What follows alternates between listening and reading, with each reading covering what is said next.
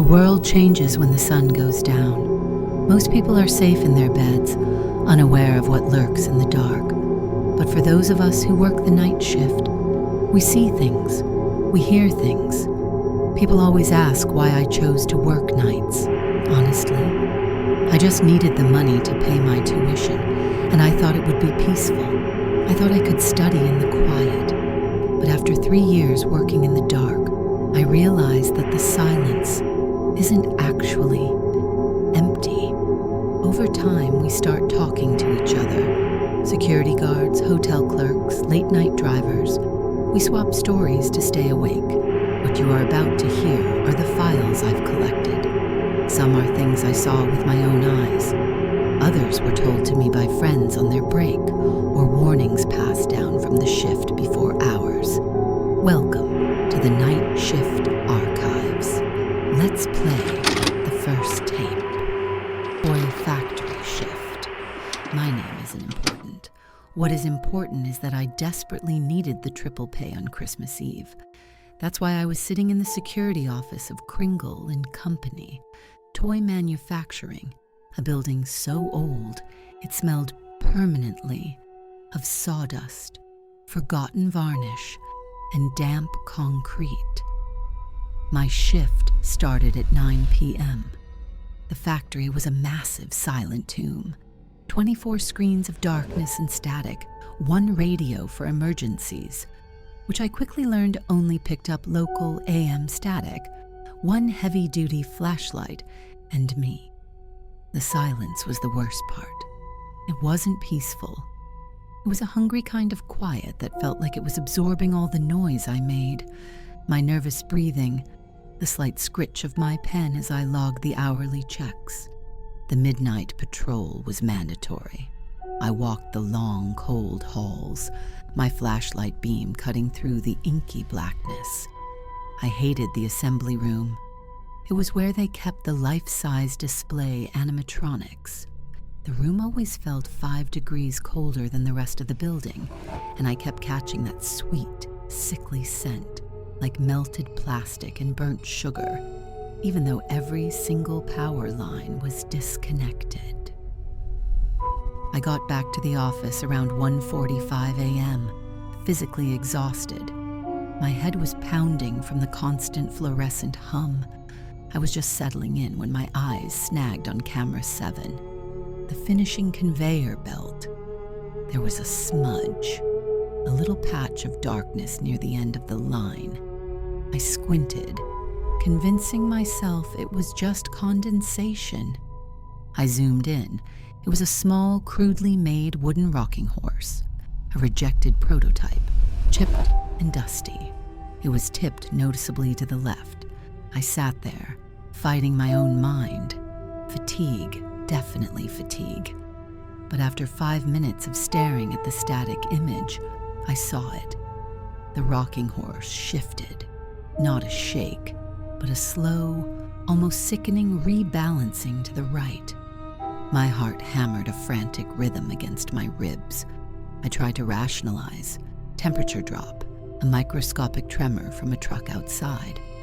But the shift was too fluid, too deliberate. It stopped, perfectly still again. I grabbed my thermos, my hand shaking so hard I spilled hot coffee down my wrist. I desperately didn't want to see it move again. For the next hour, I didn't move my gaze from that screen. At 2:15 a.m., it happened again. The rocking horse tipped back to the left, then paused, then settled back to the right. It was like watching a child rock a toy, except there was no child, no wind, and no reason for it to move in a factory sealed tight against the Christmas cold. At 2:45 a.m., the true panic began. On camera 12, the massive packaging aisle, I saw it. A towering pyramid of industrial boxes.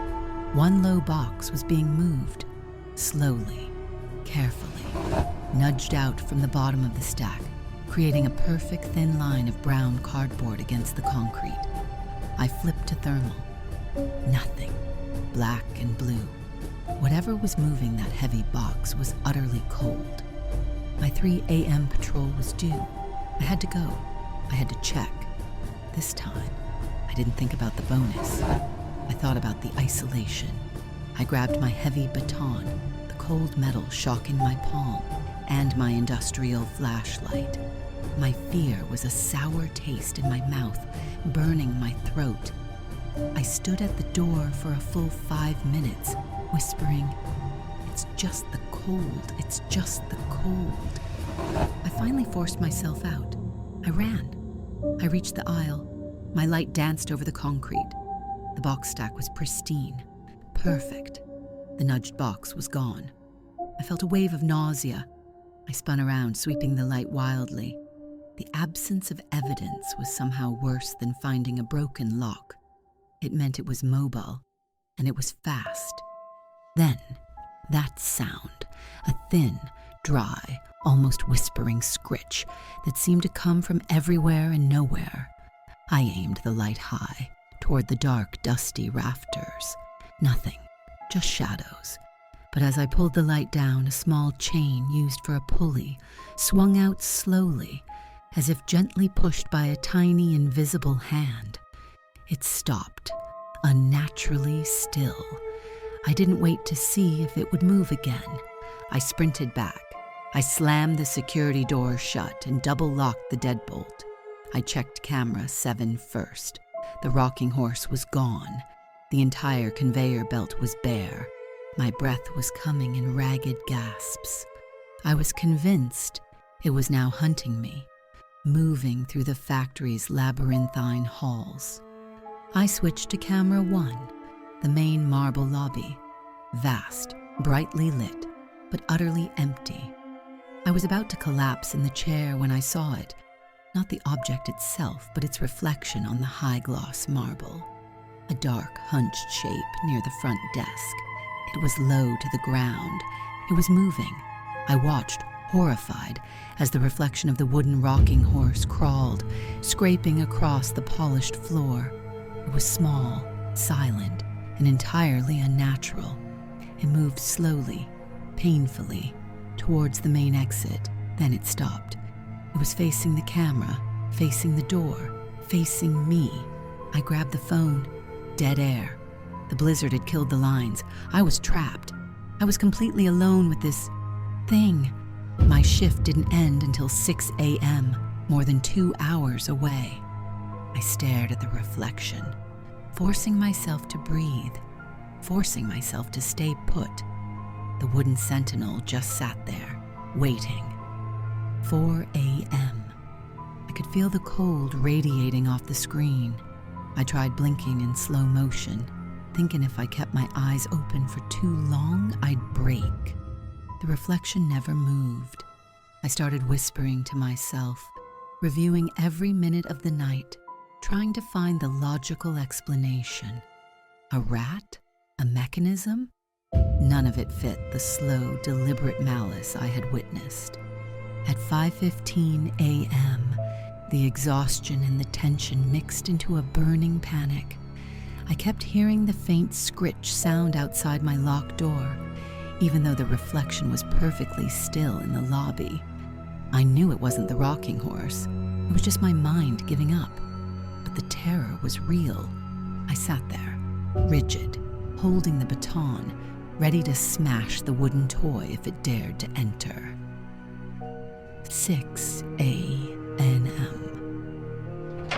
The loudest sound I have ever heard, the sudden loud clunk of the main delivery bay door opening, followed by a distant truck horn, the sounds of morning. And just like that, the reflection on the marble floor instantly vanished. It was gone. I didn't wait. I didn't check the lobby. I didn't give notice. I scrambled out of that chair, threw my badge on the desk, and ran out of the factory. I drove straight home in the snowy morning light. I never, ever went back. And to this day, when I see a toy rocking horse, I don't see a child's plaything. I see a small, silent hunter waiting for the lights to go out. Tape 2. Christmas Eve shift. The White Tower. 20 stories of glass, steel, and empty cubicles in the heart of downtown Chicago. That's where I was pulling the worst shift of the year, Christmas Eve. I knew what I was getting into. Absolute silence, 0 people, and enough caffeine to survive until 6 a.m. My routine was supposed to be simple: monitor the 24 feeds and perform 2 physical patrols. But tonight, the atmosphere was different. The silence wasn't just quiet. It was a pressurized, echoing void. It made the low, rhythmic hum of the building's infrastructure, the ventilation, the lights, feel deafening. My 10 p.m. patrol was uneventful but unsettling. The office floors, designed to be bustling hubs of human activity, felt uncanny when abandoned. Endless rows of dark monitors, neatly tucked chairs, a chilling liminal space. Everything was secured, every sensor zeroed out. The world outside was celebrating. I was walking through a concrete tomb. I returned to the desk at 11:45 p.m. I checked the environmental data, everything nominal, heating at 72 degrees, air pressure stable.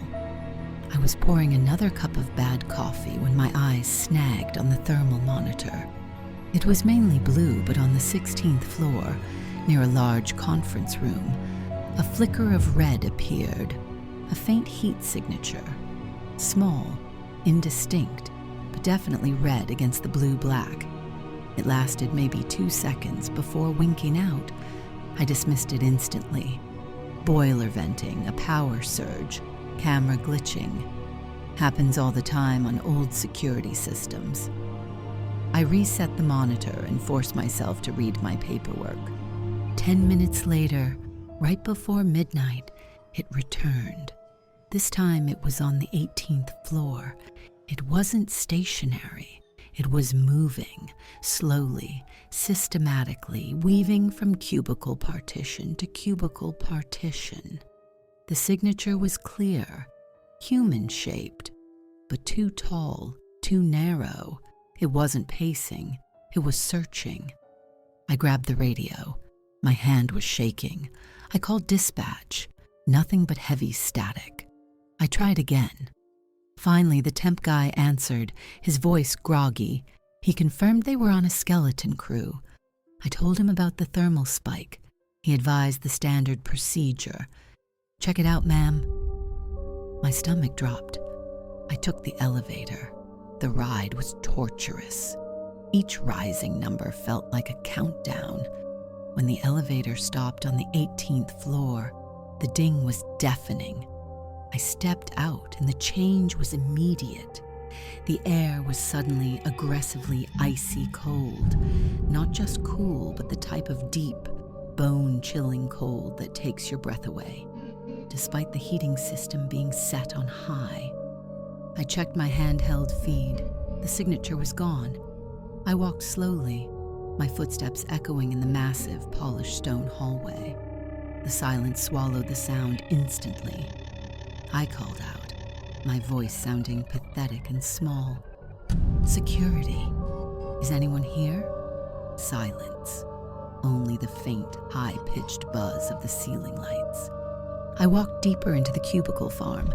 I could see the vapor of my own breath hanging in the icy air. It smelled faintly metallic, like old coins. I searched every corner, shining my light under desks, into conference rooms. Nothing. Only the perfect, undisturbed order of the empty office. My logical mind was screaming, "Go back. It's a fault." I approached the outer windows overlooking the glittering cityscape, and then I saw it. Not in the darkness ahead of me, but reflected on the clean, polished window line next to me. A tall, impossibly thin shadow. It was standing just around the corner where the glass met the wall. Its form was elongated, delicate, almost spider-like. It wasn't moving. It was simply observing. My blood turned to ice. It wasn't human. No human is that thin, that elongated. I stared at the reflection, paralyzed. I wanted to turn my head, but I couldn't break the sight line. I stood there for what felt like 5 full minutes, the icy air burning my lungs, locked in a silent staring contest with a shadow that didn't belong in this world. I broke the paralysis and spun around, scrambling blindly. I ran for the emergency stairs. I didn't care about my patrol, my radio, or my job. Terror seized me. I took the stairs down 18 flights, my heavy boots pounding the metal steps. The silence of the empty building amplified my frantic, ragged breathing and the painful drumming of my heart.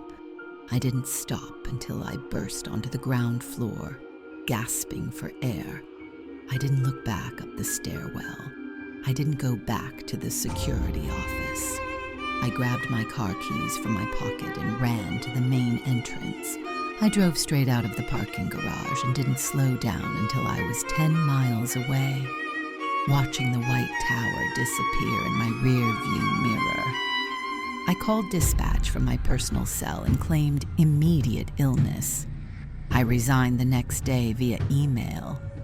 Even now, years later, the sheer cold of the 18th floor still feels real. I still wake up sometimes, convinced I can feel that icy air, and I see that tall, silent, impossibly thin reflection watching me from the corner of the polished glass. It wasn't the Christmas spirit, it was something else. And I thank God I didn't turn the corner to face it. Tape 3, The Neighbors, Strange Lights. The holidays always brought a synthetic kind of cheer to our quiet, manicured suburb in upstate New York. Every house on the block was engaged in a silent annual contest of excess, twinkling lights and plastic Santas vying for dominance. We called it the Tinsel War. It was exhausting, slightly competitive, and totally overwhelming. But amidst all that blinding, flashing excess, I want to tell you about the house that refused to participate, the house of Mr. Henderson. Mr. Henderson was a widower, a retired accountant, a man who seemed constructed entirely from beige fabric and silence. He was in his late 60s, perhaps early 70s, and kept himself with meticulous, almost military precision. For 15 years, his life next door was a sequence of predictable, silent routines. I knew when his mail arrived. I knew when he cut his grass, even though he didn't appear to need to. He received no mail that wasn't junk, no visitors except the occasional utility reader, and his curtains were perpetually drawn, sealed against the light and the world. He was a non-entity, a piece of the scenery you trained yourself to ignore until you realized you had gone 5 days without seeing his driveway cleared, and then you briefly worried, just enough to feel neighborly, before realizing he was invariably fine. He was the quietest man I had ever known, and that profound, decades-long silence was the foundation of our neighborhood's illusion of security.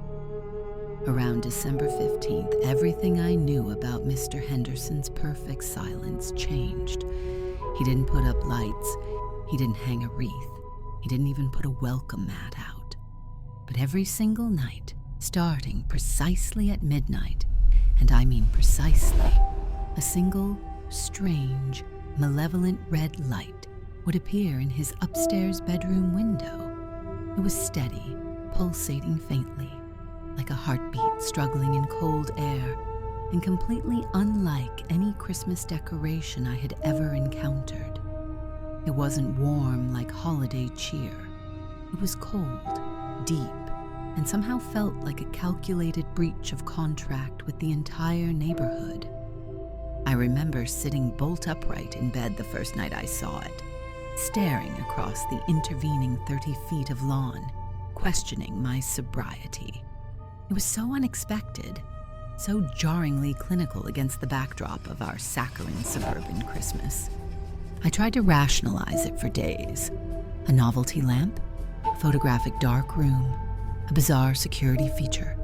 But the color, that deep, almost arterial red, was utterly unsettling. My initial curiosity quickly curdled into an intense, obsessive fixation. My sleep schedule disintegrated entirely. Instead of sleeping, I began my ritualistic nightly watch. I started a journal, logging the exact minute the light appeared and vanished. I sketched the light, trying to determine its size, its distance, and the physical setup, noting its agonizing consistency. Midnight to 3 a.m., every night, without fail. I even started measuring the distance from my window to his, making geometric calculations in the margin of my notebook, hoping to find some mathematical error that would explain the whole thing away. I spent hours reading old architectural plans of our suburban homes online, trying to deduce what kind of electrical setup would necessitate a specialized red light in a bedroom at those exact hours. There was no mundane explanation I could find that fit the obsessive precision of the light's appearance. It was a fixed, silent ritual, and I had become its unintended acolyte. I tried to convince my husband. I showed him the journal, the sketches, the obsessive calculations. He would glance at the clock, see that it was just after midnight, and shrug. He's an old man, Sarah. Probably needs a specialized light for his exotic fish, or maybe it's just a sun lamp. The dismissal didn't calm me. It only intensified my sense of isolation. I felt like I was the only person in the entire world who saw the ritualistic terror hidden behind that single red point. I began keeping my vigil in the spare room, hiding my binoculars and my frantic notes under the floorboards, treating my own research like evidence in a crime nobody else believed had occurred.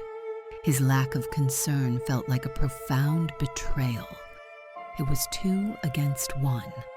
The neighborhood, my husband, and the red light. The psychological warfare of doubt was crippling, so I turned to the internet, my only confidant. I researched, why red light? Why those hours? I typed the most paranoid phrases into search engines. Strange red light neighbor midnight. UV light collecting. Hobbyist human samples?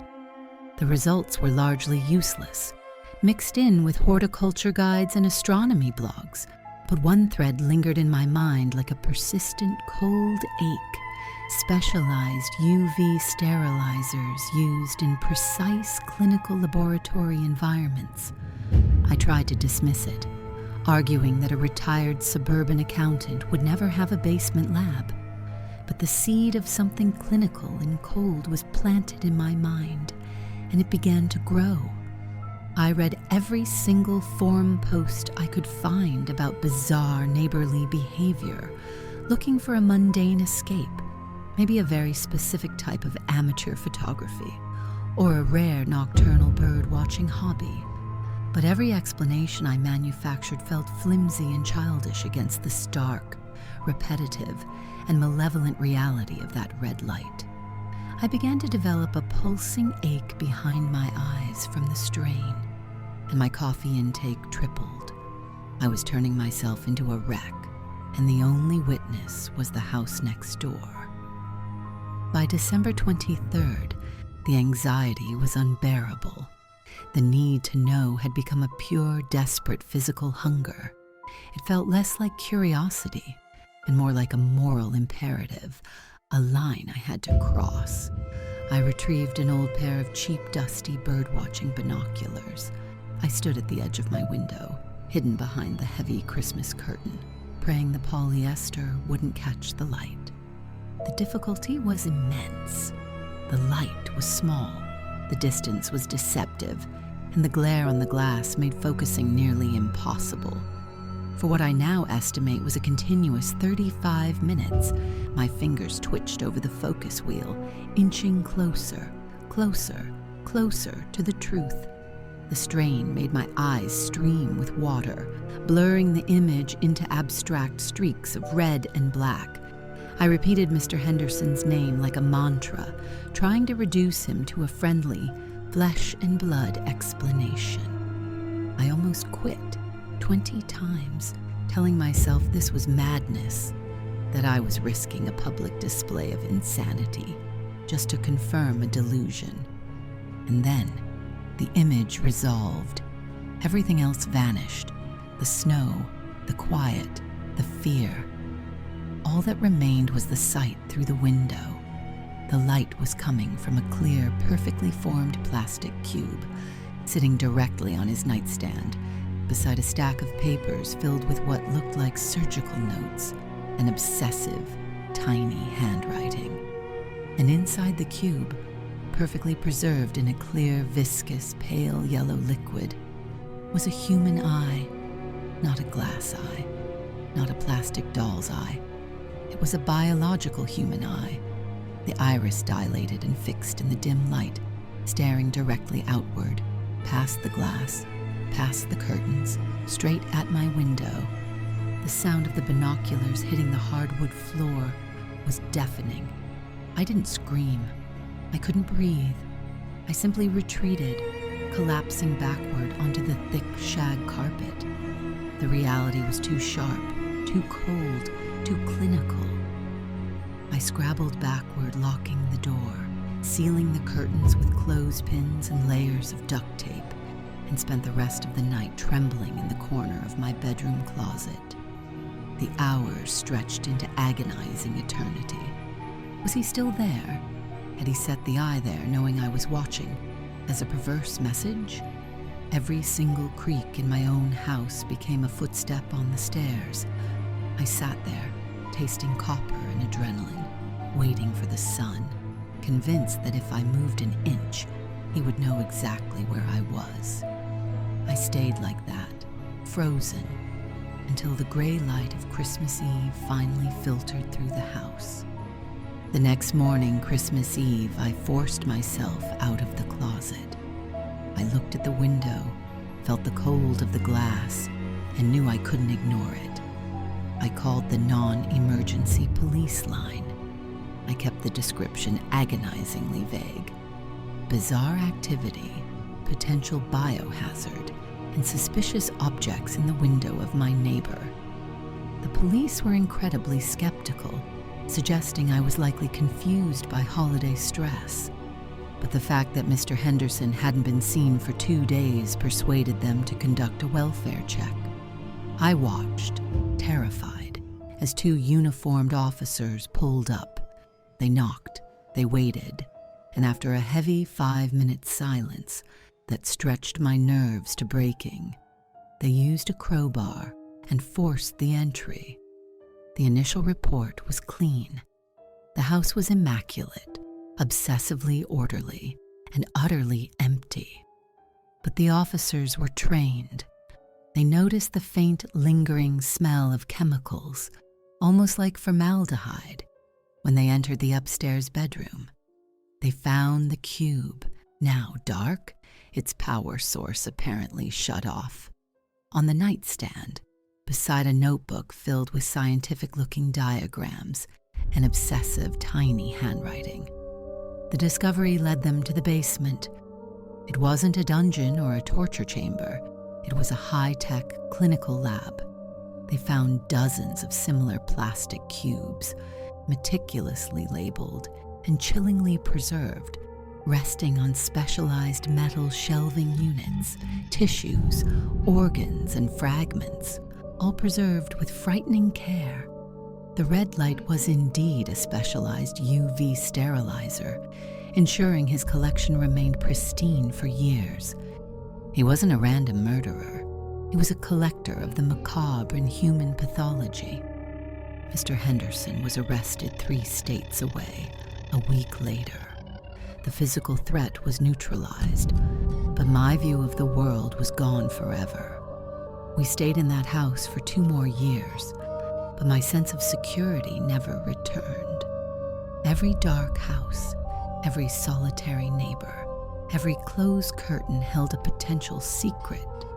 I became hypersensitive to the sounds of the neighborhood, the click of a lock, the soft hum of electricity. My husband eventually understood my fear, but by then the silence had fundamentally changed me. The local police tried to reassure me that he was harmless, merely an obsessive collector of biological samples. But I knew the truth. I knew what I saw. I knew it had been placed there, specifically for me to find, as a silent, terrifying warning. The house was eventually sold, gutted, repainted, and redecorated. But I still drive past sometimes, and even today I know that the most disturbing things in the world aren't monsters hiding in the dark, but the small, meticulous obsessions of ordinary people hiding behind the perfect facade of suburban life. I check my curtains every night before midnight, and I know that somewhere out there, Mr. Henderson's eye is still staring, fixed forever on the quiet house next door. The night shift is complete. You survive the holiday tapes, but the archives are vast, and the cycle continues.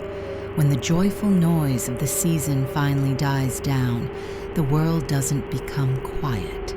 It only becomes receptive. The things that watch and wait only need a little silence to begin their work. If these true stories disturbed your quiet, let us know in the comments below. We read every story you share.